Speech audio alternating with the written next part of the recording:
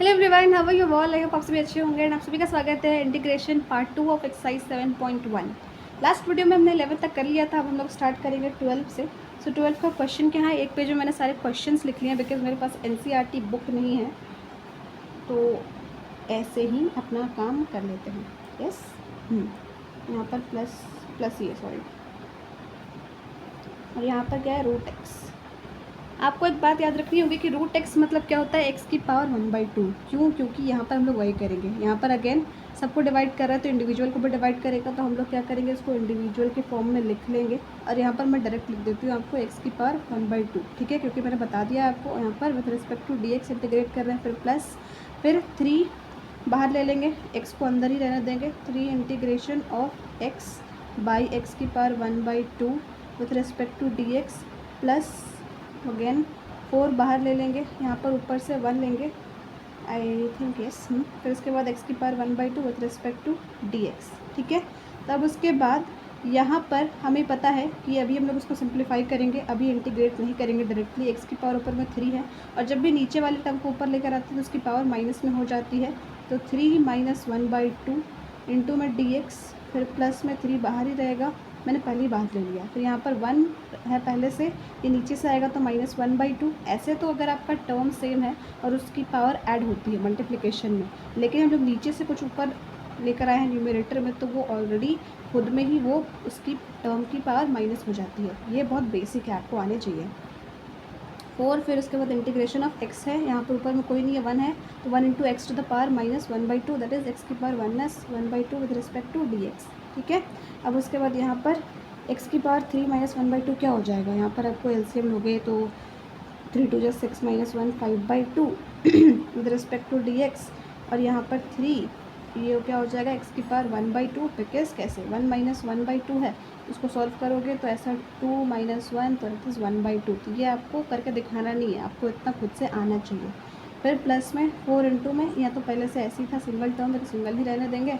फिर with respect to d x, अब इसका इंटीग्रेशन करना स्टार्ट करेंगे। तो इंटीग्रेशन में क्या होता है, पावर का +1, तो 5/2 + 1 अपॉन में 5/2 + 1, यहाँ पर डी एक्स नहीं लिखेंगे क्योंकि हमने इंटीग्रेशन करना स्टार्ट कर दिया है। फिर 3 इंटू एक्स की पावर 1/2 + 1 अपॉन में भी 1/2 + 1, फिर +4 इंटू में एक्स की पावर -1/2 + 1 अपॉन में -1/2 + 1 प्लस में सी, यहाँ से आप सी लिखना स्टार्ट कर दोगे। अब यहाँ पर क्या हो जाएगा, एक्स की पावर आई थिंक 7/2, और यहाँ पर भी 7/2 होगा, तो उसका आप उल्टा करोगे तो 2/7 हो जाएगा। क्यों? तो आप इस केस में देखो 3 इंटू यहाँ पर क्या हो जाएगा, 2 + 1 3, 3/2, और यहाँ पर भी आप 3/2 लिखोगे। मैंने एक में यहाँ पर डायरेक्ट लिख दिया, बट आपको दिखाने के लिए मैं ये बीच वाला दिखाऊंगी सर, ठीक है।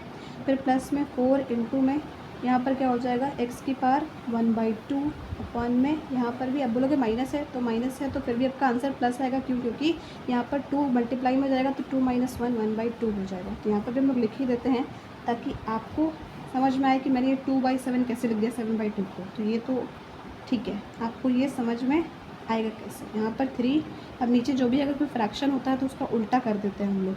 तो एक्स की पावर 3/2 इंटू में 2/3 प्लस में 4 इंटू में एक्स की पावर 1/2, एक्स की पावर को कुछ नहीं करना है, नीचे वाले टर्म को मैं बोल रही हूँ।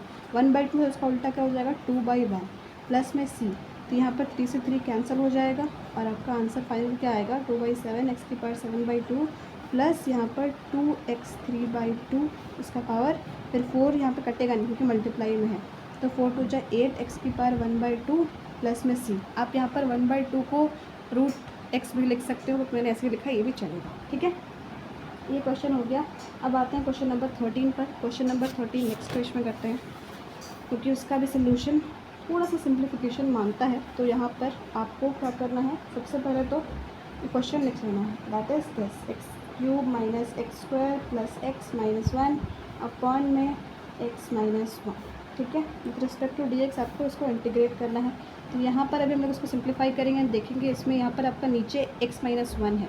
तो एक बात याद रखनी है, इंडिविजुअली डिवाइड कब करता है टर्म, जब वो सिर्फ सिंगल हो, लेकिन यहाँ पर वो जो नीचे वाला टर्म है उसके साथ कोई ना कोई प्लस या माइनस में है, यहाँ पर माइनस में 1 है, तो हम लोग उसको इंडिविजुअली डिवाइड करके जैसे पिछले क्वेश्चन पे किया वैसे नहीं लिख सकते हैं, ओके। आपका उसको सिंगल रहना ज़रूरी है। तो x³ x² एक सेकेंड।